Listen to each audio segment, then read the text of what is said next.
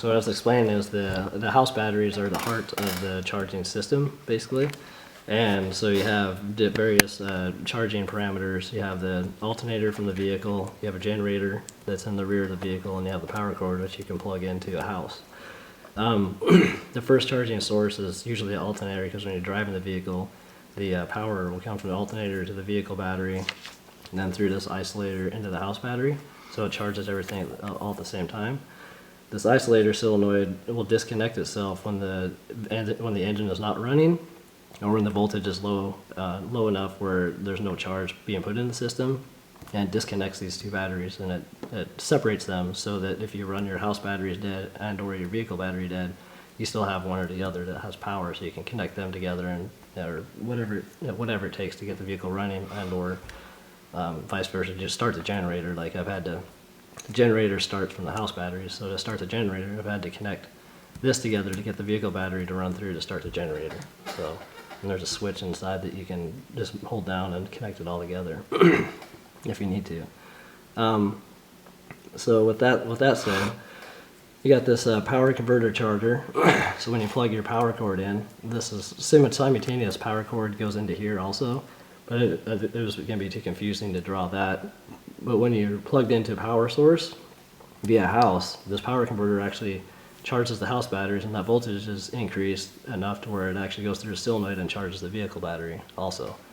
So all that reconnects back together, so the vehicle battery stays charged as well when you're actually plugged into a house, if you will. So, which is really cool. So that the batteries stay topped off all the time. This is plugged into just an outlet. Someone else's house. Right. Okay. Right. Yep. So that's your exterior, basically. Got it. Going outside the vehicle, plugged into an RV, RV spot or whatever it is. So, with that said, the power source, you have to actually create the 120 volts on the inside. You have the power cord that you can plug into your house, and that power goes into this auto transfer switch into the circuit breaker panel, just like what a house has, and then out to your plug-ins and your inside, so you can plug in whatever you want. Alternatively, you have a power inverter, which we need to fix. Yeah. What that does is it pulls power from your house battery, converts the 12.5 volts over to 120 volts, and then it goes into the auto transfer switch, and then back out to the breaker panel and into the 120 volts. And the reason why you have to have this is that you cannot have an output of two sources into this panel at the same time. So if you had your power cord plugged in as well as your inverter on, two sources coming into this would fry it. Yeah. So that's why you have to have this switch in there to do that. What you never want to do is think that you're going to want to charge your basically your house battery. Like this is 120 volt, basically these right here. So you never want to think that you can take this power inverter, plug in your power cord to the power inverter and charge your batteries, because this is taking power to convert the power, and then if you plug something in, it's going to take more power, so it's just going to be more of a drastic drain. So you can never charge your house batteries from your power inverter. It's just the opposite. This is taking power away from the house batteries. That doesn't make sense at all. Because a lot of people think that you can actually take your power inverter, since it's producing the 120 volts, and charge your house batteries by plugging in your power But you're cord. using the house battery to charge the house battery, which doesn't work. Yeah, it doesn't work. Yeah, it doesn't work like that. So, solar panels are totally separate. They just go from solar panels to the controller, which is on the inside of the vehicle, and then into the house battery. And so all these, and charging 12 volts into the house battery, that can come in from different sources. So you can have your power cord plugged in, you can have your alternator, your engine running, and you can have your solar running all at the same time. So you can have three sources of 12 volt into the batteries at the same time. So you don't have to. So there's nothing that switches back and forth between all that. But nothing is enough to get that 120 volt outlet requirement, except for the inverter, right? Except for the inverter and the generator. Or if you're yeah. Okay. So yeah, hopefully that makes sense a bit. No, that makes a lot of sense. Okay. A lot more than I thought I was capable of. Okay. Understanding, so that's well done, sir. Cool. All right, are we done with explaining this part? Yeah.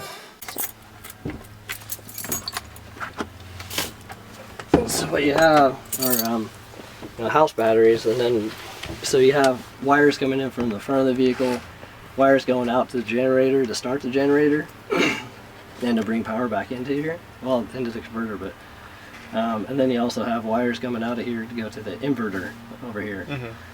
So your inverter wires, like these electrical wires, this is an inverter wire, and this is an inverter wire right here. So they're super big, and that's so the flow, because it has to have so much flow like a river to get to that inverter, so that you don't burn things up. So if the wires are too small, they'll burn it up and burn the inverter up and whatnot. Yeah, and then those two batteries, they're connected together, so they're both 6 volt battery and a 6 volt battery, basically, and connected together in a way to make it a 12 volt system. So I'm pretty sure these are. No, I take that back. These are actually 12 volts. So these two are 12 volts. So they're still connected together to make a higher amperage system. So inverter has a special fuse. So this is a fuse for the inverter. And I wrote down the steps to actually remove the inverter. But after I wrote it down, initially I was like, well, you just need to take this off. This is your positive cable, but you have to be really careful because you don't want to cross a wrench onto metal when you're taking that off. And I was like, well, it'd probably be better if you remove the negative with a pair of pliers. Like undo this and take this negative one off, then you don't have to worry about crossing over anything. Then you can use that and not have to have a fault, and burn something up or whatever. So definitely need to remove that first, and then this first here before you take the inverter out. And I'll show you where the inverter is here. And this is the solenoid that connects the batteries together when there's engines running, and disconnects the batteries, like these batteries from the vehicle battery when the engine is not running. So that's what that is. Yep. And then these are the plates you just need to pop off, and they just kind of pop off here. And that way you can check the water level in there. So that's what you do. Okay. And so you look down in there and just make sure that it doesn't have to be flowing out of the top, but you just need to make sure you can see water. And if you see plates like sticking up, then that's really bad. So that's just the maintenance. It's just distilled water, so you just dump some distilled water in them and put the caps back on. Is it in all 4 of the plates you put them in? Yeah. Okay. Yeah. So. Yeah. Any questions about this system down here at all? I don't think we know enough to ask any questions All at right. this point. All right.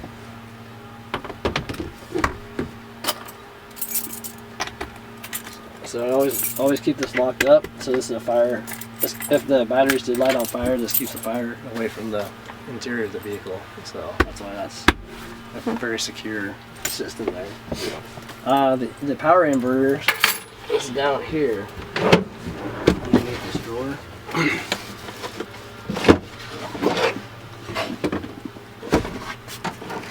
So down here is the inverter, and to really get to it well, pull the microwave out, and this shelf ends right about here. So you can go through the microwave hole, and you can get to the wires in the back, and then remove this vent, and then you can get to the stuff in here, and that's mounted with like 4 screws to the floor. So take the microwave out, take the vent out. Yeah. And I've written all the steps to that, like chronological, basically, Okay. on what to do with that and how to. So, and I take a lot of pictures too. When you do this, I was gonna offer to take it out, but I don't think that's a good idea, because I think that who's ever gonna take it out needs to put it back in, right? So you get it right. But just take a lot of pictures of it. The biggest, I guess the most pain in the butt part is the back, where those 2 big, power cables coming in the back. There's 2 plastic covers that cover them up to protect them. And they have 2 Phillips screws on each one, I think. And it's kind of a pain in the butt, because you're reaching through the microwave port, and so you just gotta pull those screws out, then you can take those wires off. And it's only a few connections to pull it out. This is probably like 20 or 25 pounds, inverter, so it's kind of heavy. So you just gotta wrestle it out. Yeah, but once that's fixed, that's gonna be it's really key. Yeah. Silent charging. So usually, if you're hanging out, it'll run for, if you're not powering a lot of things, like it depends on how much draw you're pulling off of it. If you're only charging like laptops and stuff, you can run that pretty much all the time. You just leave it on and run it. But if you're not going to use it, then you might, just turn it off, not have it on at all. When you're driving the vehicle, it's totally have it on, charge whatever you want to while you're running the vehicle. So just have that running and charge every electronic device you can, basically when you're driving. What's that? How you turn it on? So that's up here. So this is another control panel, like over here. So two different ones. There's a solar control panel, and then this one, the power control panel. Solar control panel. This is cool because it tells you an actual voltage of the batteries. So it's at 12.4 right now, which is like medium-high voltage, basically. There's a range, like once you get down to 12.1, that's pretty low. And 12.7 is a pretty standard, like flat rate, basically, of a charged battery. So it's right in the middle, basically right now if we're sitting overnight and stuff, and it'll go up, Right. Here in a while. And then this gives you an amperage and watt, basically input of the solar panels. So as the sun will hit that, the amperage and watts will go up. There's 100 watts of solar panel up there, 100 or 120. You'll never see that high of a wattage because it'd have to be a super perfect direct sun, and then you just never see it. I think the highest I've ever seen is like 70 or something watts. So just keep that in mind. So never expect that. Right. And then this is also a smart charger too, so it'll do the same thing that to the batteries. It'll ebb and flow the voltage of the how much voltage it puts in there based on how long it's been charging and how many days have passed, and it'll keep the batteries in good condition basically. So that takes care of itself basically. And those lights get kind of bright at night, so there's a temporary fix I never fix. So yeah, so you might figure something out that looks better than that to cover those lights up because it's kind of bothersome. Yeah. Inverter. So to turn the inverter on and off, it's right here, so it's just on. Usually what this will do, since there's a fault, it's saying there's no voltage, right? But there's voltage. There's plenty of voltage. So basically what this would do is turn on, this would pop up into green. Well, if you let me turn it off again. So you have different levels, so it would pop up into the green right here, and then it'd be good to go at that point. But these are your fault codes, and basically, I'm not sure exactly what grid is, but yeah, probably don't ever need to know that. But basically what you need to know is battery voltage, it'll pop up into the green, and then the output is how much pull you're pulling off of the inverter. So if you're pulling 20% or 40 or 60%, so once you're getting up into this range, you're using quite a bit of battery power, so if you're really, I don't know what else, laptops you won't even probably phase it, but a microwave popped it up into the 80-90% range, Spike it. Yeah, it spikes that, so yeah, right now it's just. But that's just a short burst, so that isn't a problem. Yeah, short burst. And we used it for 1 to 2 minutes stints. Yeah. So it wasn't ever to cook some meals or anything. Heat of water, heat some leftovers. Yeah. Or whatever it was. Yeah, but that's easy. So that UVP is a fault code. Yeah, under voltage protection is what that is. So overvolt protection, undervolt protection, over temperature protection, and overload protection. So overload. Can you do them again one more time? Okay. So over voltage protection would be if the volts are like the input volts are above like 14 to 15 volts, to shut itself down so that it doesn't ruin itself. Undervolt protection, basically since it's registering at basically no voltage, under 10 volts, it shut itself down so it doesn't ruin itself as well as ruin the batteries in the vehicle. Over temperature protection is so if you're using the inverter a lot and you're up in this kind of middle range up here and it's really hot outside, there's not enough ventilation, and the inverter becomes really hot, it'll shut itself down so it doesn't ruin itself. And then overload protection is if you're using the inverter, let's say the microwave, and you're using it for 5 minutes and it's just really cranking it out, then it'll protect itself if it's becoming too much of a load on it, from temperature or whatever it is. So. And these are just fault codes, so you know what's going on. So if the inverter shuts down, you can look at it and go, why did my inverter shut down? Well, it's because there's not enough voltage for it. But right now, that's just a fault. It's false. So there is voltage. So yeah.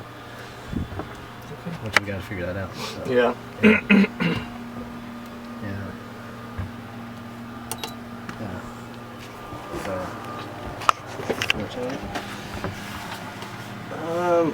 So that right here, this is a 12-volt port for, whatever, charging cell phones or whatever like that. So this is a factory panel right here I just left in there because it's a big hole.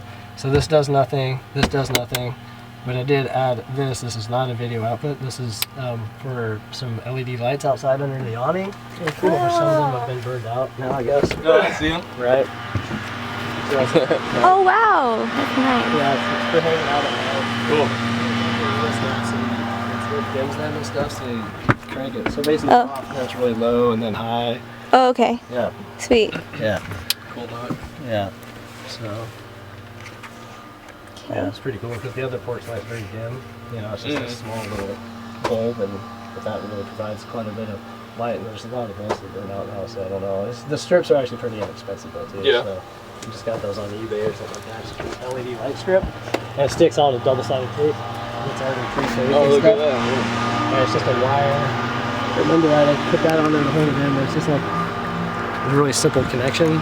Oh, it's one of those things. Oh, Yeah. okay. Alright, well, I probably so if can't you see did it want to here. get a new strip, so all the LED bulbs work, it's really easy to install. Just get this huge long strip, basically cut it to length, and just two connections like that. Okay. It's on there, so.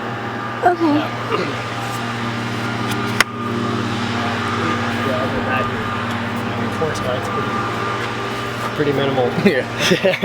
Oh, that was just this one? Yeah. Okay. That's what the stockings were. The earlier ones didn't even have a porch light.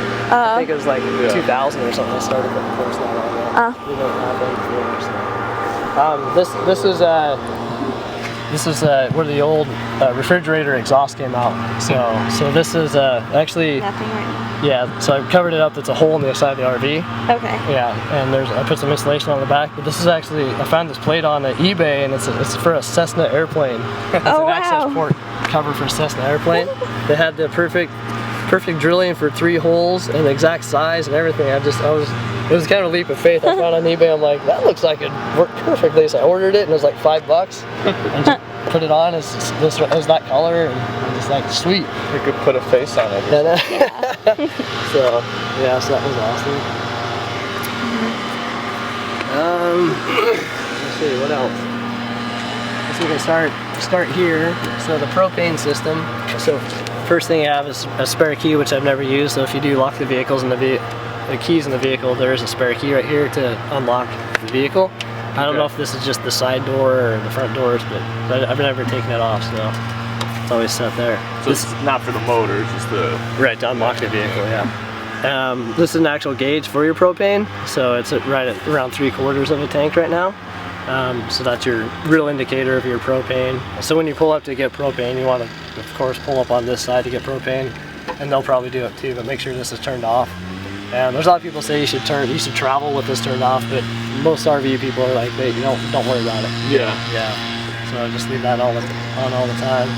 And I put this modification in too. This is an actual, it's a port for a hose for your outside grill. So there's a hose that screws into that. So you drop this down hose, and then you can put your grill somewhere else and you connect it to the grill, so you don't have to use a canister with it. So yeah. So that's a pretty cool little thing. So you can use that.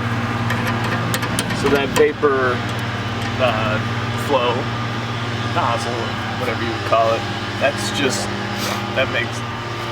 the propane is able to flow through there, right? Right, so that's on, basically the on and off knob. Yeah. So basically closing off the tank. So if you turn this off, you want to be able to use the stove.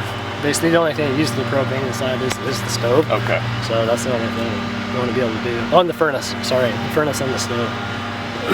So you just got to have that on to use that stuff. So the furnace uses the propane, Right. So it's not running off of any the house It battery does. stuff. So the fan that blows the air is house battery. Oh, okay. And then So the it's burner dual. itself is propane. Yeah. Dual energy. Yep. Okay. Dual energy. So yeah. I guess while we're here, I can show you how to use this ladder. So the ladder, with age, has become a little bit stiff. So I actually threw some lube on it. Hopefully it's working a bit better. Yeah, it's actually working a lot better. So it fades out that, and then you want to lock those down Yeah. so it doesn't move. But yeah, then there's a ladder to get into the rocket box up top. And just get up there and push both buttons. Okay. Raise it up and get access. I didn't check that I don't have the key in there, so I have to see if I have that Yakima key. Okay. So hopefully, But if not, you never used it. Yeah, I never used it. So- It's too high to get to. Yeah. Right. So, Yeah. All right. Lift those up. I don't think it really matters if you go this way first. And then to get it pulled it down, so sometimes you just gotta kind of give it some coaxing. Yeah. I see. So when you're putting it in, just watch these brackets right here, see them? Yeah. Jam and stuff, and just slide it in. And the yellow guy here, is that where you hook up the? This is just where you fill it. So To fill it? Yeah, so that's gonna be the, the propane store basically. So you can let them take care of that, or you can just take that off when you're ready to fill it up. So. And you fill it up like when it's at a quarter, or like you wait till it's empty? I mean, it just depends on how much you're going to use it. Once it gets to about a quarter, I usually do fill it up, especially if there's an easy spot to fill it. Yeah. You know, it's, you know, even I guess 4 days to use in the furnace, you know, as well as the stove, you know, cooking meals every time. You know, every day is like a quarter of a tank. So, Yeah. Okay. I mean, when we travel, we can go for a month and a half on a tank. You know, no problem. So, yeah. It's only 5 gallons, so it's not really big. It's, Yeah. You know, so it's really cheap to fill up. Cool. Yeah. What else? I guess that's it in here. This is the fresh water tank right here. Get the keys for that. There's keys I've never used on it before, but this is the diamond-shaped one. Is the fresh water. Okay. So with this.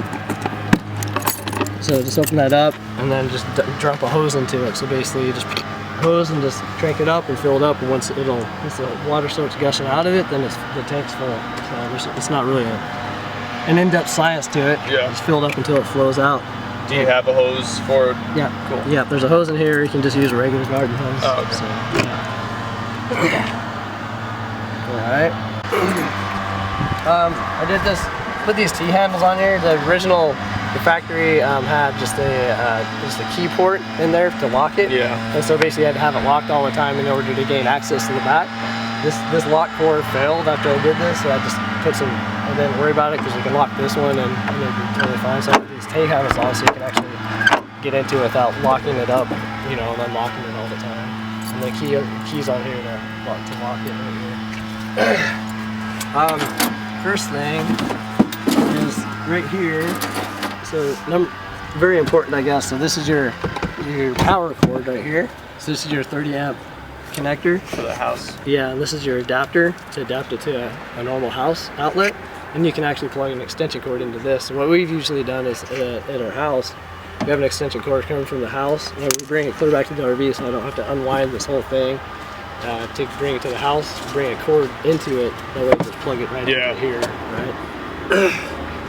And when you're in an RV park and stuff, you just unwind it and then plug it into an RV park.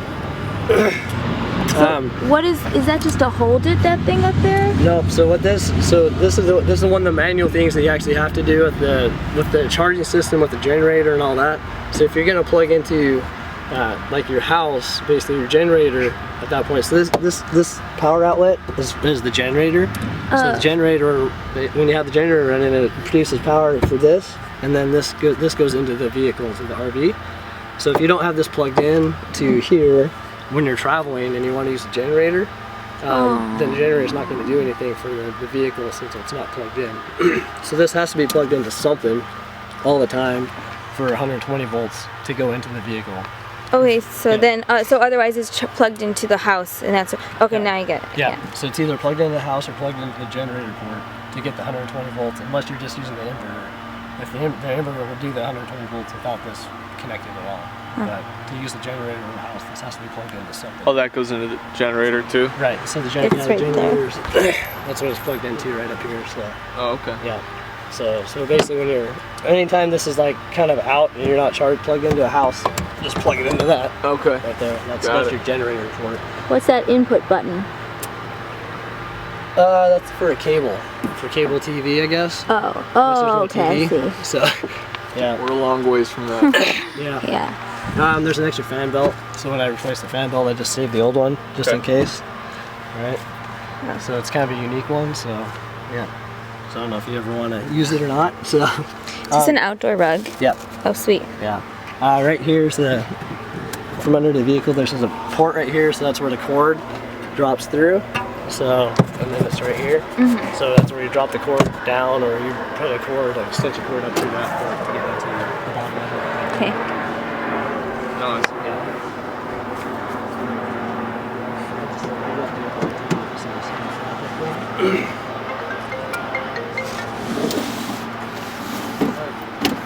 So never used it. I mean, there used to be some fluid, and then something like popped the hose off the bottom and drained out. Then I never used it anyway. It's Yeah. just, I mean, it definitely used the wiper. I was just putting the blade on there because the blade was full, but the wiper just takes everything off anyway. There's never any bugs or anything. Yeah. Right? Yeah. So, yeah. So I don't really think that's a necessary thing. It is functional if you want to put some, fluid into it. These right here are leveling blocks to put under the tires. So if you park somewhere where it's off camber and you want to level the vehicle, these are stackable. You can read about how to do it online and stuff. But you put these basically in front of the tire, and you can stack them up pretty high to ebb and flow the vehicle, to level it out the front or the side or one end or whatever like that. Just to level them up so it's easier to sleep and stuff. So Oh, okay. they're really handy. So. Well, you guys are off road a lot, so Yeah. probably use them. Yeah, but I think that, I mean, it sounds like you guys are gonna not be parked on flat RV parking camping sites all the time anyway. Probably not. Yeah, so you'll be surprised how off camber areas are. Yeah. Just how particular you want to get to. So before we did the new fridge in there, we had to get really particular with how level the vehicle was to make sure the fridge stayed going. Yeah. So that was really, used them a lot more for that. After that, I was like, I didn't use them as much. So, this is all the extra fluids and a little bit of caretaking stuff, fresh water tank, sanitizer, some antifreeze for the vehicle, specific transmission fluids and engine oil, basically. So you can see what I've been using in it right there. Sealant, extra just sealants, basically that I had left over. The wheels. I guess I'll show you the wheels. So the wheels, got the vehicle, I plastic dipped them, but the plastic dip just kind of came off in some spots. These wheels are chrome, and the heat from the brakes made all the chromium flake off on the center. So I wanted to do basically a cheap kind of aesthetic fix, which is plastic dip, but it ended up peeling up a little bit. So you can totally redo that. And there's a little bit of it in there, so you can actually clean that up and just spray a little bit more on there, or take it off. It's really easy to peel off. But there's no functional value to that. No, there's no functional value. You just want it to look good. Yeah. It does a little better than what it did. Because these are aluminum wheels that were chromed, and when you chrome aluminum, it tends to flake under heat. And, yeah, so it didn't look very good. But the wheels, they were all super nice and chromed. They actually do look pretty well. Pretty awesome. Yeah, anyway, so if you're particular about that, there's a little bit of that plastic dip in there. If not, then powder coating or something, whatever. Some artistic touch. Yeah, some sparkles. Yeah, I was gonna say it's better. So here's the little hook right there for the freshwater hose. So you can use that. So that's an actual RV hose that's made for drinking water. So that's a hose that you would connect to the side right here. If you park in an RV park, you always park basically where the water and then the electricity will be on this side usually. So if you did want to park and hook up hot water, pressurized water into the system, basically without using the pump in your tank, you just hook that hose up to the RV park, and then via right here, and then turn the water on there, and then the whole system is pressurized inside the RV based on the water pressure of the park. So you don't have to use your pump in the tank. So that's what that hose would be used for right there, as well as filling the tank. So you would take that hose and connect it here. Connect it there to your RV park connection. Okay, Right. I see. Yeah, and that just pressurizes the system instantaneously. Then it doesn't go through the fresh water tank at all. Okay. Just leaves that stale basically. Leaves that alone. So yeah. Let me show you the grill. Got this thing.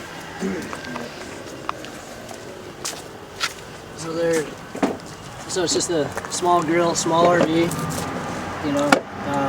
and then there's the regulator in the door right here.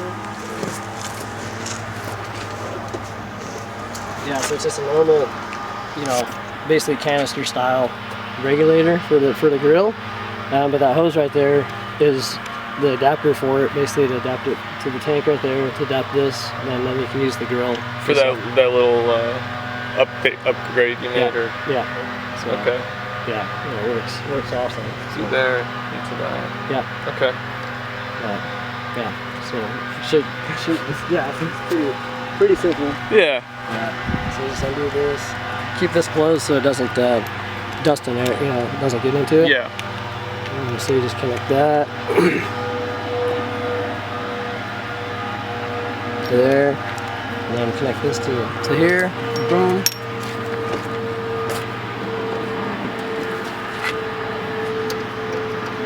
And of course your propane needs to be turned on. Right.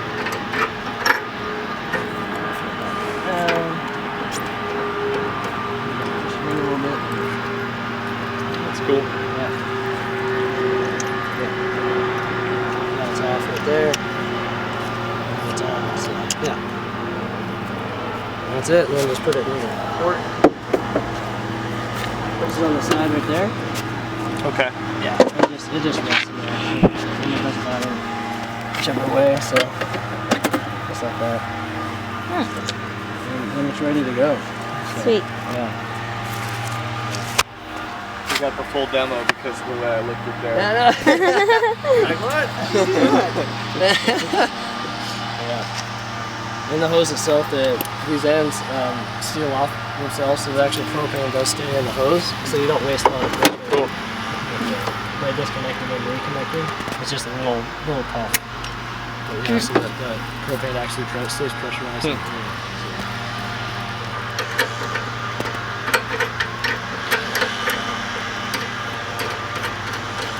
So make sure to do the cap after you do this so you don't get dirt inside these connectors here.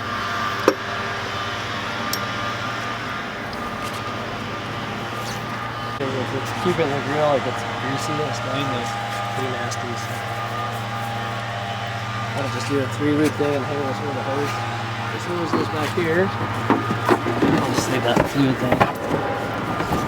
Kind of hang that. So the only use for that other hose is connecting to an external source of that'll filling it up. Okay. But you don't necessarily have to do that if there's like a garden hose. Is that? You can do it. We also Yeah. just use the garden hose. Okay. Yeah. So that the reason why they do it's a special one for connecting an RV park. So because if there's water, if the water's not sitting there for a long time and heat from the sun and stuff, it doesn't leach as many chemicals. If you're just using the garden hose, it's flowing all the time, so it's not leaching chemicals from the house. So, Okay.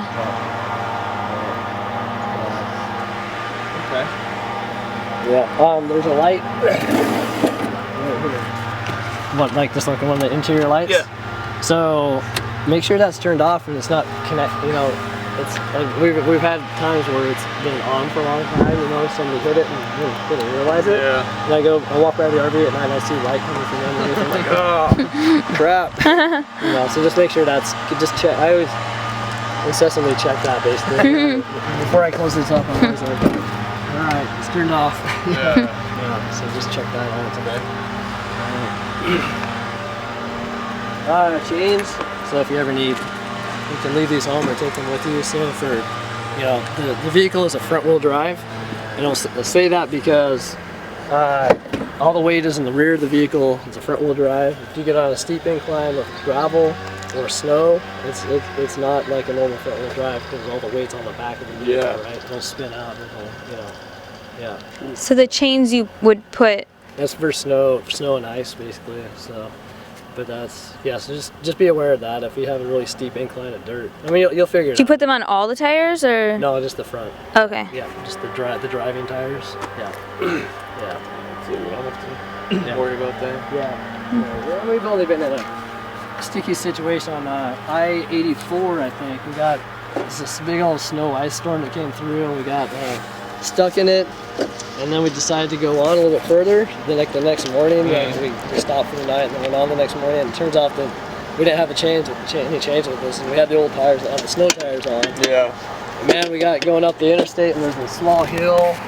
And, it started spinning out and just couldn't, just no traction, just going so trying to get up the hill, and just end up, I can't remember if we stopped or whatever, but there's a semi, this is before, okay, so we stopped and I let a lot of air pressure out of the tires, just really dropped it down to get more, contact on the ground. Michelle got out, she was pushing, and we were pushing up the interstate basically. Holy shit. And I mean, the cars aren't going fast, but there's hardly anything. Yeah. And then the semi-truck comes up behind us, and semi-trucks, if they stop, they're kind of screwed. But I looked up in the rearview mirror, and Michelle's pushing, and this truck's like coming up behind us like this, right? Because he's trying to get away from us too. So he's going up the hill like this, and he's getting super close to us. And I'm just like, come on! Oh my god. And it was pretty damn close. It was like, That's scary. yeah, it'd have been definitely contact. Contact. Yeah. So, oh yeah, with the drawers, so these are self-closing hinges, so basically they hold closed. The only time when we've had one fly open is when we had a lot of weight down here, and this one under hard braking, Yeah. fly open. Yeah. That's the only time we've ever had one fly open, so they actually work really well. Other RV drawers have to actually have a latch or pick up or something like that, so yeah. So definitely wanted to have Awesome. something like That's that. This is just another little storage spot. Gloves for emptying, your sewage basically. So it's really handy to have gloves on when you're doing it. And I'll show you all the steps on how to do that. Okay. So that's just storage down there, and a couple extra trash bags and some soap and Sweet. stuff like that. So yeah. And What's this guy right here? so that has never actually worked. So basically this is actually supposed to, you hear that clicking? Yeah. So that's actually supposed to turn off the batteries, so there's no batteries on it. So that turns off these, right? And it's never worked. So yeah, so that's actually supposed to turn. So basically, what that is for is like it's a fail safe, like if you want to make sure there's no draw off the batteries, kick that off. That way there's absolutely no draw, but it never works. So yeah, never worried about it. It's just one of those things. So, yeah, and then I showed you that yesterday, but a little spice rack, and then built that for like olive oils and wine bottles. Oh, and nice. That's what we That's, put down there. But oh no, this is running out. pick this up and go like that. It's no lever or anything. It's No. just like, Yeah, oh sweet. just like that. Nice. But then then you have this memory foam topper, Yeah. that really helps with comfort. So, And when you put it back up, it's like how pull. Oh, okay. That's easy. yeah. Like a, And I've seen people use the table. It's you open it. Yep, you can do that. So let me show you. So back here, I'm going to talk about the platform back here. So I put that in there, but so look how much empty. I mean, there's so much empty space back Yeah. here, right? So you can figure out what to do with it. But if you decide to make your bed every day, what we did is like two pillows on one side, and then the blankets and Oh, sheets okay. on the other side. I've seen people keep them up Bedding there. up here. But if you do that, so this cool thing is without the microwave, or not the microwave, the VCR, is that you have these bins, and we did these 3 bin systems, so 1, 2, 3. So Michelle always kept her clothes and all that stuff okay. up here. Then I used like the big drawer that I put down here for all my clothes, like in the closet. Oh yeah, you added them. So this is what I use for my clothes, and then, the closet for all the hanging stuff, right? Yeah. Is this some for like the heat and stuff? And Just for the windshield, it's a Oh. heat screen for the windshield. Okay. So, as you'll find, there's a lot of windows on this, and Yeah. it's a big space. So. How'd it work? Did it work okay? Yeah. Yep. Definitely. So yeah, it helps out a lot. And then this is a curtain for the front for sleeping. So many things. Yeah. Then this actually connects to the front up here. So you drop down the visors. Then there's the snap system on here. I see. Yeah. That. Cool. Little Velcro right there. That's the privacy screen, right? Location of it after the cabinet reconfiguration. Yeah, so you just, so you can open up the windows. Oh, I see. Yeah, so that one, so all of them open, swing out like that, so you can actually use it if it's raining or sprinkling outside. okay. You can actually open them up and have ventilation. This is the only one that slides straight up like this because of the door, right? So you can't have a flip out, so that one. If somebody's sitting here, you can actually have that open while driving if you want, but the other ones you want to have closed because it'll flop and They might might fly break away. or something. Yeah. So the table, you flip this up. There's one of those plastic snap latches right here. Okay. So.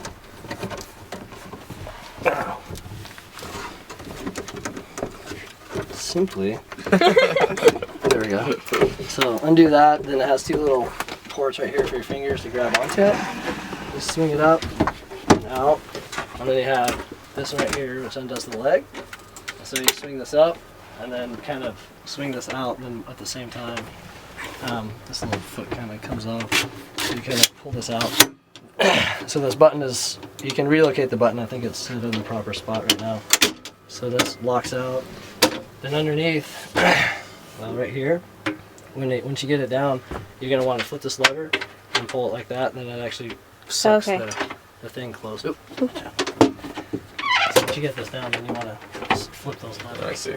Yeah, like that. Beautiful. That way. Yeah. So then you have two, and you can flip that back on. Yeah. So, yeah, it's pretty nice having a table. We didn't use the table as much as we thought we would. So usually it was just sit on the couch and eat off our laps or whatever, just on the counter. Yeah. Whatever like that. So one time we used this is when they're driving, we're showing you some computer work. So you have the start and stop switch. The start is, starter basically like a car has. So once it goes like that, it takes 30 seconds for the power to get to basically that power transfer switch to click, and you'll hear it click in a second. Oh, okay. Yeah, so once that clicks, basically, then it powers up the RV, and then a lot of times those generators like right on the verge of being underpowered for the AC unit. So you'll hear it on it. So you turn that on and just really pull that generator down. And it has killed it before. Yeah. But yeah. And then when it kills it, what do you just fire it back up? Yeah, just start it again. So yeah. And just waiting for it to click.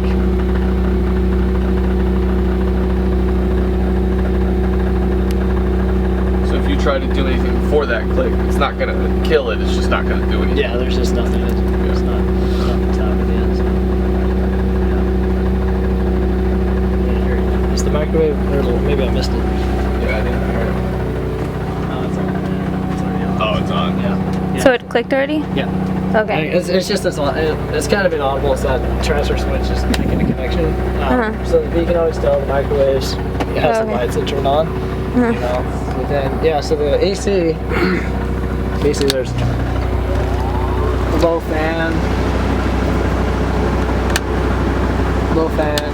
high fan, and then low cool. And then I think that. What is that? Oh. Actually, that's weird. Should actually have cranked it down a little bit. It's been a long time since I used the AC actually. So it should have actually, the compressor on top should have kicked in with the put down. Because it should have pulled the generator down there. It's really, it's like a high fan. System, it's a fail safe if there's not enough Freon in the system. Like put a compressor, it'll burn the compressor up. And the AC, so maybe it needs to be repressurized or something like that. So I think it was like $50 off something like that. Just have to connect it, put some more Freon into it. That'd be the first indicator. What is this thing supposed to do that's different from... This is the temperature control. Oh.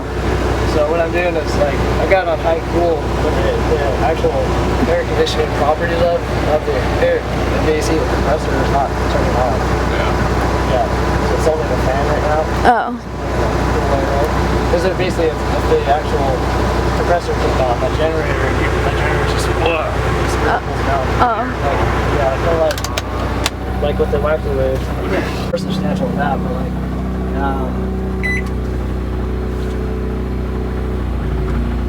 Oh, so, that sound? Yeah, so it's basically you can hear that generator getting pulled, the load is being put on it. But with the air conditioner, it's even more. It's just like just really pulls it down. So you'll know. Remove the generator out of where that port is right there, which shuts down all the way. Okay, so Hold it's it in until it's not a on. click. You gotta hold it. You actually need to hold it. There's some outlet. Yeah, so outlet here, one there, one here. Cool. Where was the Where's the second one that I missed? Right behind here. Okay. Sorry, I might we'll be lose able it. to find them. Yeah, and then there's one up by the microwave. By the Cool. fridge. Plenty of outlets. Yeah. plenty of outlets. If you plug a power strip into it, is that okay, or Oh, yeah. is it okay? Yep. Are there like? Oh. Well, there's. Yeah. Cup holder. Cup holder, power source right there. Cool. What's this guy? It's just a panel, so padded panel, so if you hit your head or something, I don't know. Like start smashing your head. Yeah. Like, why did I do this? Why did I? Yeah. What was I thinking? Yeah. Use Oh, the no. portable air compressor for. Tires. I never did use it, so I bought it and never used it for just to keep in here. So. Pretty straightforward. Burners. Yeah, burners. There's no ignition on it, so there's a stick lighter in the silverware door. So just a normal kind of clicker lighter. So, Okay, so you turn up the knobs and Yeah. Then you light it. Yep, I can show you that. Yeah, so usually you pick this up and you gotta find your spot for it. You know, I usually put it up in the front seats or whatever. You know, so the panel comes off. And then just take your lighter and just kind of get it ready, and crank it up. You know, it's propane. It's not a huge amount of BTU output basically. So basically we use it on high a lot. You know, to cook most things. It takes a while to heat water up and stuff. So, Yeah. Yeah. And this is running off of the house batteries? This right here? Yeah. This is propane only. Oh, okay. Yeah, no. So a totally electricity. different connection. Yep, no electricity at all. That's just propane. So the propane, we saw it on that side, right? Right. Okay. Yeah. Well, yeah. So the generator gas source is actually piped right into the fuel tank of the vehicle, and it has a fail-safe. I think it's like a third of a tank, a quarter of a tank. Once the vehicle becomes a certain level of fuel, it won't supply the generator any more fuel. So you can't run the generator if your fuel tank's getting close to empty. Yeah. So if it won't start, first thing, check your fuel level. So in your vehicle, yeah, that's just so it doesn't burn all the fuel out of your vehicle. Then you can't drive your car to go get more gas. So Yeah. yeah. When I dump a tank, basically, before I start, I go inside the vehicle, make sure the water pump's turned on, the door's open on the side, get the soap ready and all that. So when I'm done, I can go inside and touch things very minimally so I can wash up, because when you're done, you're not going to have a sink or anything like that. It's an outside source, so you have to use your inside. So you're getting the soap ready in a dish? Or just the pump, or just whatever, just to make sure everything's kind of ready, so you can just go in and crank water and soap and wash up, very, without touching your doorknobs and all that stuff, So, gloves on, and open the door here. So you see this is the generator compartment. This is your sewer hose right here. It's another one of these nylon straps. So pull this out.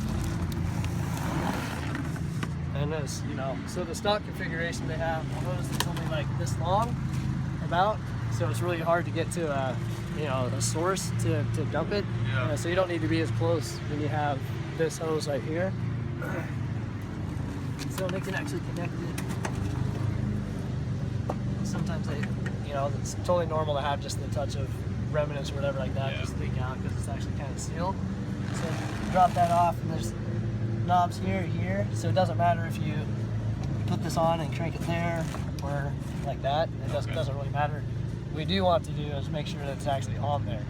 If you get this on like this, and let's just say if you get it on, you barely get it like that, and you start unflowing it, that's where you run into a really big mess. So just make sure that that's on there basically. You'll feel the seal. Yeah, you'll feel it. It tightens up. Yeah. So it's so once you get that on there, then you're gonna put this. There's gonna be basically a hole, with a lid on it, and you make sure you get that in there. Always do your sewage first. So this is your sewage. This is your black tank. Yeah. Always crank your sewage out first. Get all that out. Let that go out, and you can either leave this open or shut it. Nope, there's seconds. So that little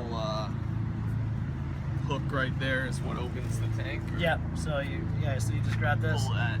Yeah, pull it out. I don't want to do it because Yeah, there's gonna be something in there. Yeah. So you just pull this out. It pulls out about this far. You'll feel that it'll stop and pull that out, and then it'll start flowing out. It's not gonna be a gusher. It won't just be like it'll Right. start flowing. You'll feel it. It'll start flowing. It'll fill this up. Yeah. Depends on since this is pretty low to the ground. Sometimes you got to kind of Yeah. ebb it along a little bit. And just coax it and get that out. You can leave this open or closed at that point before you open the wastewater. So just make sure the sewage is all the way out. and then open the wastewater. And what that does is it washes the outlet port here as well as the hose out quite a bit. Okay. The gray water, which is just soapy water. Right. So that washes out your hose pretty well.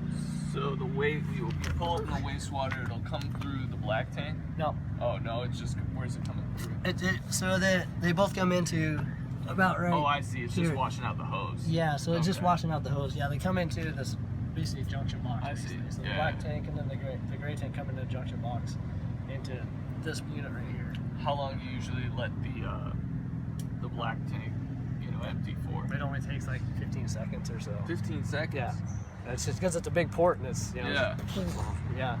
Do you, I saw, so some guy was he was washing the gray water through the black tank. How do you do that? I don't know, maybe it's just like a different configuration. Oh, it could be a different Yeah. configuration. But I mean, he may have been talking about this though, just being able to wash the last the port basically Yeah. the last port, washing that out, Yeah. So that's why just the hose. I mean, the main thing is getting the bad stuff out the hose as much as possible. Yeah, okay. Right. So the gray water will run through the hose. Yeah. So that's also you're emptying the gray tank. Exactly. When you're doing that. Yep. And that takes also 15 seconds. Yeah. or- So, and you'll hear it. I mean, it'll flow and then it'll stop flowing and that's it. So yeah. And then once those are washed out, you do the little toilet thing. So Or getting ahead let's of get myself. ahead of yourself. So once they're both washed out, shut the valve, make sure Yeah. they're shut. Then you pop this off, and generally what you're gonna have is, since this has a higher lip, when I pop this off, I go like that to catch, because it's gonna be built up a little bit like that, just to catch the whatever else is coming out. Right? Did you see that? So I pop this off and just go like that, Yeah. and that just catches the rest of what's there, just because this is a taller connection than that. So it's kind of built up a little bit right there. So catch that. It's just gonna be mostly gray water. Of course, you're wearing gloves and stuff, so it is still kind of nasty. And then you can just pop the cap back on. And it doesn't, this is the same configuration. You can pop it on there or here. So however you want to put it on, just make sure that that's connected right there. So that's that. And then what you want to do is generally your dump stations are going to have a hose. It's non-potable water hose, and you're going to want to rinse this hose out. So to crank up the hose and just rinse this thing out, bring it pretty decent. Watch out for backsplash. Watch out for backsplash. I mean, you're bound to get something on, and then once you do that, then just make sure it's all, all the water's kind of out of it. Since I showed you that modification, there's some angles with that configuration to slide this thing back up in there. That pipe port thing I showed you by the generator system, by the electronics in there. Oh. That's where this goes right here. So this actually goes in and snakes up and around a little bit. Okay. Because you replaced it with a longer one? Right.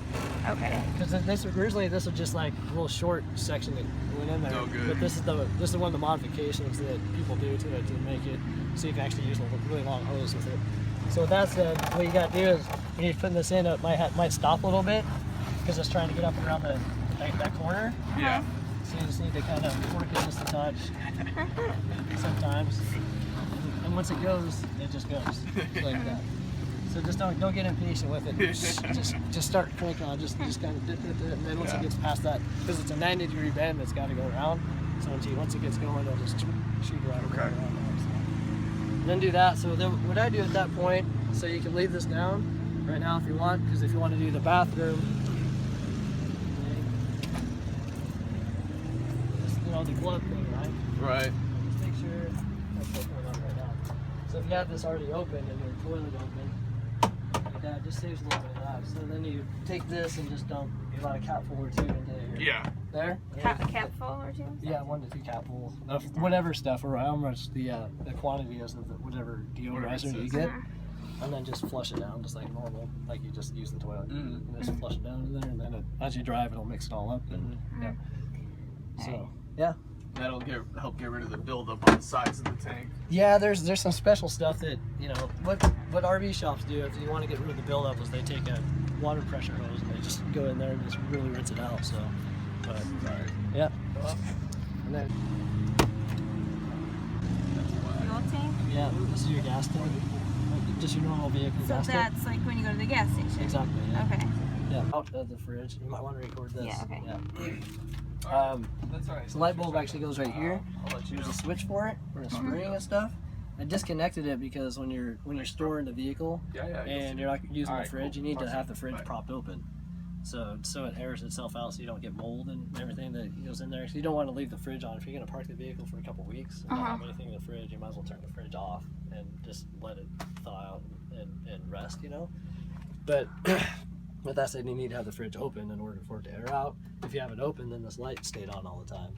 So I pulled the bulb out, so it didn't stay on all the time. So yeah. Okay. So, and you can, leaving the fridge open, you can leave it open configuration of just like this, or if it's parked like on a slant like this, you can open this up right here, and then it, that'll keep the fridge from closing also. So when you're parked somewhere where you're just gonna leave the vehicle for a while. And that's the freezer, that little thing? Yep. So this is your freezer. Yeah. A little special ice tray in it. Yeah. So why are you leaving it open to thaw out? To air it out, like if you're gonna park the vehicle for a couple weeks and not use it, like if you're not gonna have anything in the fridge and you're gonna fridge off, if you don't open this up to air it out, then it's gonna produce mold on the side. Yeah, this goes right to the middle, right there. Okay. Yeah, so that's off right. Got it. There. Off? How do you? That's just right in the middle. So right there's auto, off, and then manual temperature. Okay. So right there's off. Should have pulled that thing out. This is your rod for the awning right here. So the awning, it's actually a really simple awning. So you have, Mike. so what you want to do is crank it out all the way. First. Wow. So at about right there, once it becomes slack, then tighten it back up and tighten it back up just a little bit. And you have the arms coming out. If you see the configuration of this, these levers right here, make sure when you're putting these in, these levers are facing this direction right here, because if this turns around, it'll get jammed in there. So make sure these are out like this. And then when this comes around like that, you need to pivot in any direction, so you can actually set up the awning for, so this lever pops open, and then that allows it to telescope. Oh, okay. So you can set this awning up to actually configure it like this. Basically on the end, you can watch this thing forever. Okay. On both sides. So you want to do that if there's no wind, it's totally fine. Then you can actually raise this up, as high as you want, and do this other side. So if there's more wind, you want to keep it at a lower. Well, I'll show you there's some side points on that. Oh, okay. Oh, I see. Yeah, keep it at. Yeah. So basically, if you don't have any wind and you want to have a really high awning, right? And you can ebb and flow the angle of it. If it's raining, you want to have the awning not in a perfectly level stance. So you want to have an angle so the water comes off where you want it to. Yeah, so you have that. So and then there's some stakes in there. If you are in dirt, you can actually stake that down right there. So this actually provides a lot of headroom like this. Yeah. A lot of times, bring this down. So you pull this up, drop that. Just a little safety latch like that. And then you bring this up and you usually max that out right there. Yeah. It's a certain height right there. And that just, that doesn't just attaches it to the RV. And even if it's super windy though, you don't want to have the awning out. Right. What do you, where do you usually max out with using it? I'd say 20-mile-an-hour winds or something like that. Yeah. This is sweet. Yeah. Yeah, it's nice. Like that. And then after you get it out, I always just double check. Make sure that it's taut. So you can slacken it up and just re-taut it. So basically, what you don't want to do is you want to pay attention to coming in from the bottom. So you don't want to like totally loosen it up all the way and then try to re-roll it up going the other direction on the roller. So basically, if it's loose like that, you don't want to continue to go out and out and out, then crank it back up going the other way. So you want to make sure it's always going that direction to tighten it up. Okay. As long as you never let it become totally slack, it'll be very self-explanatory on which way you need to go with it. So, yeah. Yeah. And then...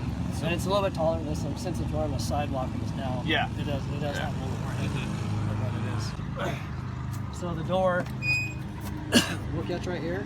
Yeah. So a lot of times what you gotta do is just pick it up and do that.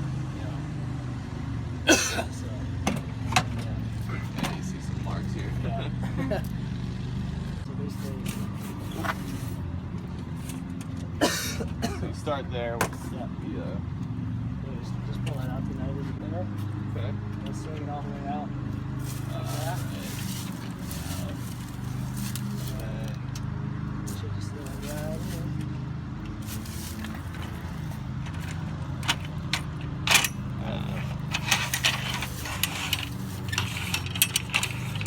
And then just make sure that foot comes up like this, and then Okay. in like that. And that's it. all right. And then, yeah. 90 degrees. Yes. You can just let it. That's okay. Yep. Start sliding. Yeah. Lift this guy. And this guy comes. Yeah, you should be able to lift and just pull it kind of up and out. Okay. Yeah. Bring it. That. Yeah. That's it. So lefty loosey. That's a righty tighty. Nope, the other way. Sorry. Okay.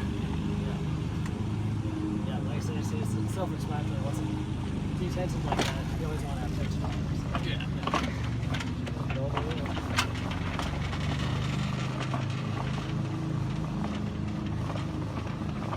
You're doing it. I'm doing it. I'm learning. Yeah, once you get up there, I go around, just make sure it's not, just make sure it's all the way in. That's it. No, it's, yeah, no, it's So that'll. Okay. Then you're good. Okay. Comfort zone. Is it? Okay. Well, if it is, then yeah, I'm pretty sure it's covered out. Yeah. But there's a spare tire. And Okay. then this guy operates that. Let's just, slide this in, and then that will drop the whole system down. And then hold the spare tire. I see. Right? So because the tires are specialized though, right? Yeah. Even if you have insurance. Well, flat tire or propane, the burning of the propane, you don't never want that exhaust to go into the vehicle. So Yeah. basically that's the intake and exhaust for the actual Okay. combustion of the propane for the furnace. Right there. Oh, the outdoor shower. Oh, okay. Yeah, right here. So it's the same key as your, Is that the water? yep, the water key. So it's like, no, it's kind of nasty a little bit. So yeah, outside shower is just normal operation. Good thing we opened this up, so I wanted to show you something. So basically it's, hot water, cold water, on or off, pretty simple. Mm-hmm. Right here, if this switch gets turned off, that's your whole water system switch. So if your water system's not working, Check the switch. make sure that the switch is gonna get turned Okay. off. Okay. Yeah. So here too, I imagine it'll take a while before that water gets hot. It's really close. Oh, it's closer, so it takes less time. Yeah, it takes less time. And you guys say you use this more than anything, Oh, yeah. right? Yeah. So this one is gonna get hotter faster than the inside shower? That's about the same. Oh. The sink. This basically the bathroom sink is closer. This is right on the other side of the bathroom sink. So this is the bathroom sink is like right there. So that's really the hot water tank is like right here. Right? Yeah. So it's right there. So it's really close. The distance for the pipe, you only have maybe 3 or 4 feet of plastic hose to go from your hot water tank to here. And the hot water is actually, the water's warm in that pipe, so it's actually really fast on this side. The actual kitchen sink is when it's a little bit slower because it has to go to the rear of the vehicle, across, and then back up to the Got sink. it. So it takes a little bit longer. So, Okay. but usually it's still even with the hot water, we'll usually use the cold water first. Get the hair wet and stuff with Yeah. the cold water. By the time you do that, the hot water's there, so you can rinse off with hot water. So What's this guy? that's a fresh water connection. So when you're at an RV park, Okay. So we that's did of that your one before. External connections. yeah, I guess it's on the video. But Oh, it goes okay. through. Okay. So basically, if you're at an RV park, it's this eliminates the use of the fresh water tank. So this actually directly pressurizes the water Right. system. Okay. What is fast? Yep. So you're a 30 amp system. Okay. And the 30 doesn't use that adapter, right? Right. Okay. Yeah. So this is a 120 adapter. Okay. Yeah. And this is only for basically for charging the vehicle. You can use a Oh. microwave, with that. So you can use everything except the AC with that.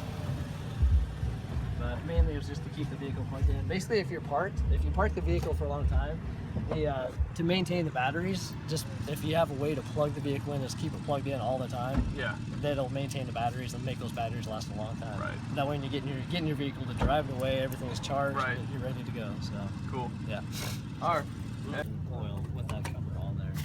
Oh, okay. Yeah. So all that's good to go. Oh, I didn't get the cover being taken off. That's all right. Yeah. It's pretty easy. Yeah. So what I'm looking for. As long as we have the right tools. I saw pictures of what I'm looking for. So engine. Not that you'll probably ever need to get down there, but this is the transmission dipstick. It's an aftermarket install basically. So to check the level properly, you have to have the transmission at a certain temperature, you know, for the actual fluid expansion and all that. But it would really you can use it just to check like how clean the oil is, you know, so you can pop it out and you know you can just kind of periodically see. And the oil's super clean, so when it gets dark, you know, basically it's burnt, but it's, you know, it's basically brand new looking, so which is awesome. So that's what you want to see if you ever want to check it. Is you want to see super fresh oil if it does get burnt. So you should be good for like 50,000 miles probably on that change of that fluid. So yeah, so that engine oil, you know, dipstick of course, engine fuel here, antifreeze, which is good, power steering, washer fluid. Where's power steering? Power steering fluid right here. Wow. And it has a little side indicator gauge on there, so there's power steering fluid and antifreeze and Where do you see that? right here these lines. That's I see. Just make sure that stays in between there. Cabin air filter, really easy to replace. Just a couple latches, and you can pop that off. And just replace that not too long ago, so it should be good to go for quite a long time. Let's just make sure like have the inside air when you're pulling air out from the outside, it's not dusty and stuff on the inside of the vehicle. Cool. Yeah. What else? Just normal battery. Yeah. Yeah.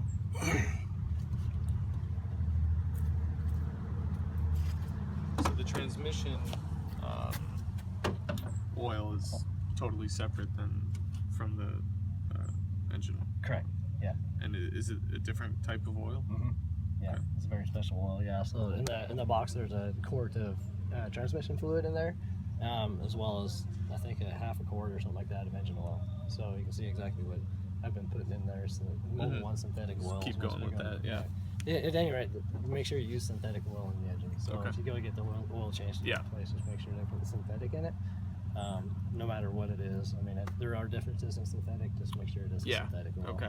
And the proper weight. And on the engine oil, how much time do you reckon we have? Every 5,000 miles. Okay. What So you just put 23 on it, so we got another. Yeah, so 27. and so all the basically on the odometer I go at every 5,000. So basically it's at 77. So at the 80,000, 85, Okay. and 90, and then Got it. 5. You know, so that's where I've kept the oil Sounds change good. intervals at. So super easy to keep track of. Yeah. So, yeah. I think what else would there be up here that would interest you? I guess. Say it again. Okay, so the actual air filter, to get to that, which I don't know if you'd ever would, you have to take this system off to get to the air filter. And I mentioned the air filter because there's a K&N air filter in there. So if you ever go to an automotive, like getting the oil changed, and they suggest replacing that air filter, don't replace it. It's an actual super expensive reusable air filter that lasts for like 1,000,000 miles. Yeah, I never go with that bullshit. Okay, so They're always trying to get you but it to does a maintenance. So deals. basically, it's every 2 or 3 years you're probably gonna want to take it out and there's a little K&N filter kit basically that's a cleaner and oil. Okay. You don't want to clean it off and make sure you just follow the directions, clean it, and re-oil it. So you got to pull this off to do that. Yeah. So this is just a couple latches here, and this mechanism comes off, and that comes off, Making sure and that then you my can get to that. So. Rialta's in good shape. Yeah. Very nice. Very nice. And you should be able. YouTube videos. So anything to do with. So the front half is all Eurovan, right? And it's a 2003. So when you're getting parts for it, it's a 2003 Eurovan. Okay. It's not a 2004, right? That's the housing. That's the Winnebago part. The Winnebago, It's a 2004. Okay, interesting. Yeah, it's good because if you go to a parts store and you go, I have a 2004 Eurovan. Yeah. They're like that doesn't exist because their database stops at 2003. So Okay. since Eurovan stopped being imported in 2003. Okay. So it's an 03 Eurovan, is what this is. So when you're doing YouTube videos and all that stuff, just make sure you're looking at 2002 to 2003 Eurovan. Okay. Yeah. So you're doing that.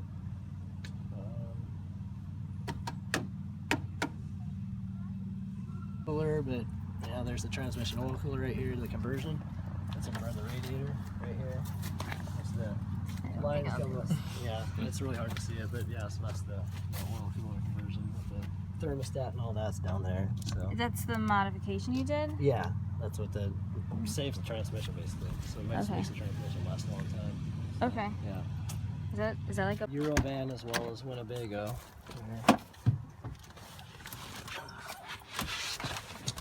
So basically, what you have is, you know, the Eurovan section is here. You know, so the headlight switch, of course, cruise control on, you know, on set.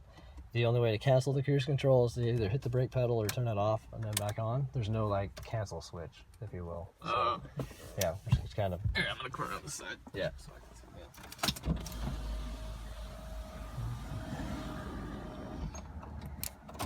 Yeah. Oh, I see. Yeah, so it's just, you know, off, on, and then resume and set, but there's no like cancel. Mhm. So to cancel it, you have to either tap the brake pedal or turn it off and then back on. And there's no like increase. There is. So the increase would be resume, Oh, like okay. 1 mile per hour at a time by Oh, clicking, okay. or you know, hold it in Yeah. and go up. You know, so it's Eurovan. The engines are really, it's a high RPM engine, so it doesn't have a lot of torque on it. So it cruises just fine on flat ground. You know, it can go 80, whatever on flat ground. Once you get to hills, it does take away the speed a little bit. It's because it's not made like a semi truck, if you will, right? So just keep that in mind when you're using the cruise control. If you're going through some rolling terrain, it's usually better off just to take it off cruise control and just drive it. You know, because it'll floor to, you know, just put the pedal to the floor and you're trying to go up hills and take it all the way off. Yeah. And, you know, burn a lot of gas and it'll be hard on the vehicle and all that stuff. So just use the cruise control when it's appropriate and drive the vehicle when it's, you know, appropriate also. This is a used to be rear windshield defogger on normal Eurovan, has no function. Okay. So that's just a holdover that's just there. So this actually does not do anything to the vehicle. You know, of course, normal AC units and all that stuff just for this section up here. So all these controls are just for the vehicle up here. This is an add-on, so this is called the scan gauge. And so if you read on Rialta forums, a lot of people do this also. They put a scan gauge in. The reason why they do that, there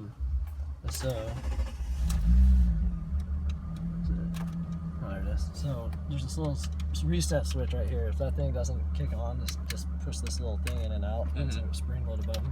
Sometimes it kind of, there you go. Sometimes the connection is a little bit funky there. Then it'll pump up, and it can take just a second. So the reason why people put this in is for this transmission fluid temperature. I don't know. Sorry. So and then really, honestly, after all the conversion on the transmission fluid temperature, it's pretty. You don't really need to keep too much of an eye on it. You know, it'll stay between 178 and like 190 usually, so in that range.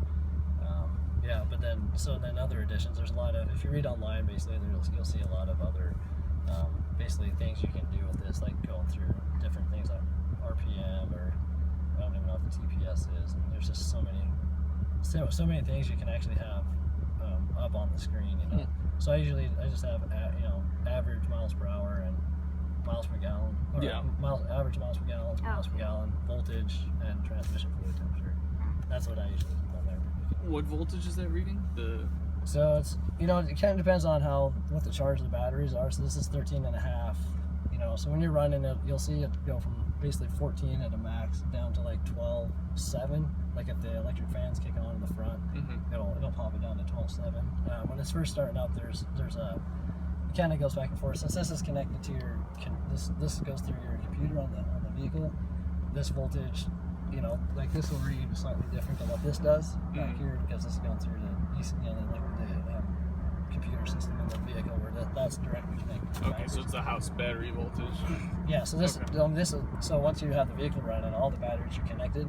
So Right. theoretically, that's voltage that's going through everything. Like that, Got it. all the way through the system. So yeah, but as long as it's 13 and above, you know, but there's never an issue. The alternator was replaced like 3 years ago or something like that, so that's like 148 amp alternator, so it's a really high average alternator in it. So you should really never have any problems with that. So, yeah. Yeah, stereo is just basic. It's just, you know, source, you know, FM, CD, you know. I think that it has some exterior CD source of some sort too, but I don't know what that was. Anyway, so it's super easy to figure that out. There's no like auxiliary jack in it, so which is unfortunate. So but it wouldn't be too much if you did want to replace that stereo with an auxiliary jack stereo. It's just a standard deck, you know, that's any car audio store would have, something like that. So if you did want to put $100 or $200 deck in it with an auxiliary port in it or something like that, so you can listen to your iPod or whatever, right? That would be pretty easy to do. So got that. What else? So the check engine light. I don't know if you see the indicator. Yeah. So that's what. Yeah, they should mention that. So basically, I tried to figure out forever, and then I took it to a shop and paid like $150-200 and had it diagnosed and all that. And they're just like, you know, the best guess is just there's a link error between the instrument cluster and your gear shifter down here. Yeah. And there's no way to get rid of that check engine light because of that fault. Most of the time it works. I mean, you know, right now it's like kind of off, but yeah, most of the time it's totally on most of the time. Yeah. So yeah. Okay. So, but with that said, I mean, it's just, you know, you got your indicators down here. Yeah. So, yeah. So, the possible fix is to get the instrument cluster removed, and send it off to the East Coast somewhere, and have it certified, fixed, and all this stuff. Yeah. So, yeah. Up here are your Winnebago controls, basically. So this is not Eurovan. This is your Winnebago. So this is so when you have your AC on down here. I'll just turn it on, I guess. So AC's on down there. Then you can use your overhead AC, which operates this AC up here. So you cannot operate this without this being on down here. This again is another, you know, since the cabin's so big, it helps cool off the whole unit. So right there, and then of course you have different, you know, levels of control there. And then turn that off. And this is your fan for your reheater. So the fan will work no matter what, even if you have that flow control for the antifreeze going through the heater, shut all the way off. You can still use the fan, but it's not going to do anything. This is, you know, so if you have that on back there, usually 3 is, I never really use that, but it's just pushes the air through that coil and keeps the rear vehicle up right there. So that's what that is. This wash thing right here, so this is your rear windshield wiper. Say on. For the back? Yeah. Okay. So that's basically just, you know, on and then off. So rear window heaters never worked in here. I don't even, and it does have it in there, but that's never worked. So I don't know if it needed a new windshield or whatever like that. And then this is your auxiliary start. So so with the vehicle off, this connects that solenoid, so you can hear that solenoid.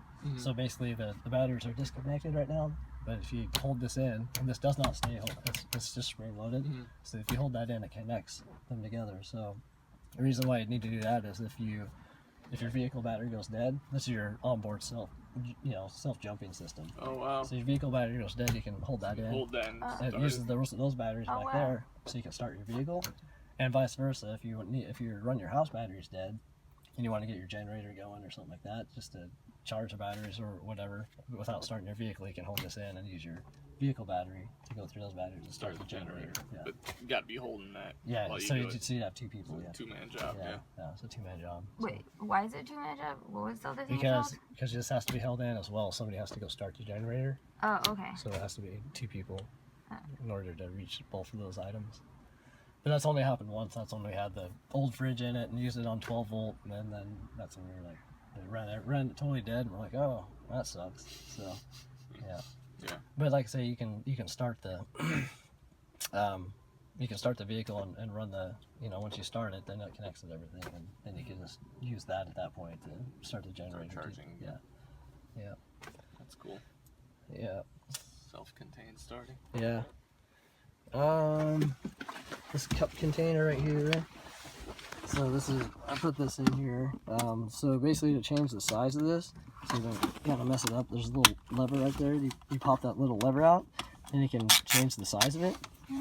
And then once you get the size, then you just push that down so it locks it in right there.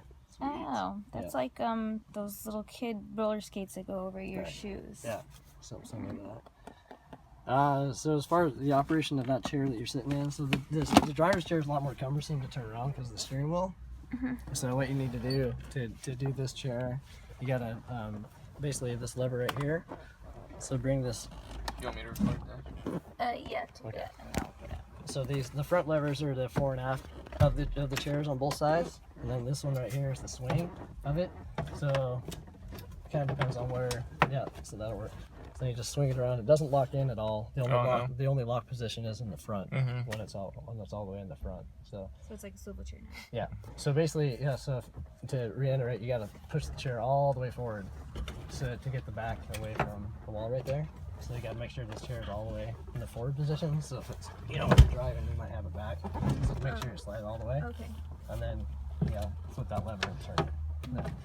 So, and like I say, this one's a little bit more cumbersome. You gotta actually do a front and back a little bit. You gotta flip the seat forward a little bit, back of the seat, I think, and then turn it or something like that, because the steering wheel kind of gets in the way. Okay.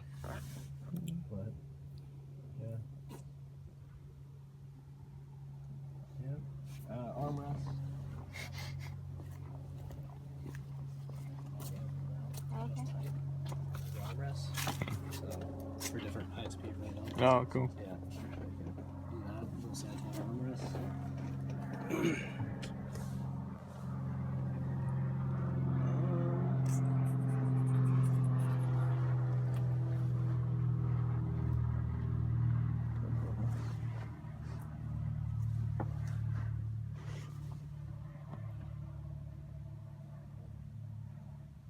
Are you still recording, Sean? Yeah. Should I turn it off? On the top, if you can see it. Yeah, it's really hard to see it. On the other side of the solar panels, there's that kind of half curved thing. So that's basically like a thing that's placed over top of the vent, so you can actually have the vent open when it's raining out, so it doesn't leak inside to the vehicle. Right. So there's on the back side is a screen, so that the rain can bead down on that, then it doesn't get inside the vehicle. So you can actually have this vent open right here. So to use the vent, you can crank this open. You can crank the button all the way, and all the way just until it hits that cover, basically, and then you can use the the fan at that point, whatever. So and that helps a lot just to circulate the air through if it's a little bit warm. Open up a window on the shade side, basically, and create an airflow. Okay. That helps quite a bit. So yeah. And then you can leave it open, and like I say, it doesn't rain inside because it's covered up. And usually, if you don't have that cover, you can't have the vent open when it's raining. So is that a modification? Yeah. So you can do that. And you see that it does cover part of the bathroom. So when you have your bathroom open, for using the bathroom, you can actually use the vent, and it draws air out of the bathroom. Yeah. So it's a small space. You can see that. Yeah. But don't turn the vent on if you have the toilet bowl open. Yeah. I mean, you can. I don't know. It depends on how sealed up the vehicle is. It does. If you have it all sealed up, it does. The fan has a different sound. If it's all sealed and you turn the fan on, it's a higher pitched sound. When you open the window, it's like, whoa. Yeah. And it's like, oh, thanks. And we get some airflow. All right. Any Friction system. Yeah. So they just so they come down and they stay up. So That's easy. yeah. So they're all. Oh, that's much nicer. Yeah.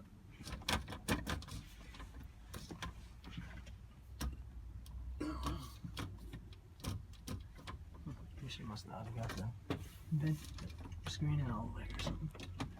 Maybe fix the window up or something. It's nice how much light gets in here. Oh yeah, it's a huge amount of light. Your carbon monoxide, or is it dioxide? Monoxide detector, carbon dioxide detector. Monoxide. And Dioxide. yeah, so that's your propane. This is for propane and carbon dioxide, So basically, if you have a propane leak, the propane falls to the floor. So that's your propane leak and carbon dioxide. Monoxide is basically no oxygen in the air. Yeah. Right? So that'll go off. Like, say if you're burning let's say your stove burns all the oxygen and you don't have the vents open and like that alarm will go off when the oxygen level's too low. And then your Okay. smoke detector, of course, is just for smoke. So. What is the dioxide? What do you do if the dioxide alarm goes on? Leave the vehicle. yeah. I mean, if you hear any chirps or anything like that, you just gotta. I mean, look it up. I mean, that's dead. I've replaced that. I think I replaced definitely that. Replaced by March 2021. What I think I is replaced that. that? That's a speaker. Oh, this right here. So this was this is another modification. Okay. It has no purpose now. Oh, okay. So basically what that is, this is a propane. I mean, you can turn, it's a sealed valve, so this can be on or off. So right now it's off, but it doesn't matter if it's on either because it's a connection doesn't activate until you plug something into it. But what that was, it was a catalytic heater that I had for it. So because the furnace is really loud, but it's called a Wave 3 catalytic converter, and it's probably like this tall and this wide and that thick. And we sold it quite a long time ago because in order to use it, it burns propane, so it's a full propane burning mechanism that doesn't use any electricity, and it's really cool. It's silent. The issue is that since it burns propane, there's no exhaust. The byproduct of propane is that it burns oxygen as well as it produces moisture. That's the outcome of burning propane is water. So it super moisturized the inside of the RV, right? It made everything so humid in here, and then you actually had to have vents open too, so you had to have your window open to use the heater. And we were just, it was just like one of those things. My grandparents always used one, so that's why I got it, because they had an RV and they always used one. But then I think maybe in this small space it doesn't work very well. So that's why I did that. So it's like a quick connect, basic propane connection for it. Yeah. But that didn't work out very well. So it could be used for something else. If there's any other propane accessory that you wanted to get, you can just go to a propane store and have a hose made that would fit that coupler and plug something into it. But I don't know what you'd do with it. So so it's just there. Okay. Yeah. You know, whatever. Look at the space heater. You have to have 3 feet of clearance all the way around it so you don't catch anything on fire. So that's the deal with the space heater.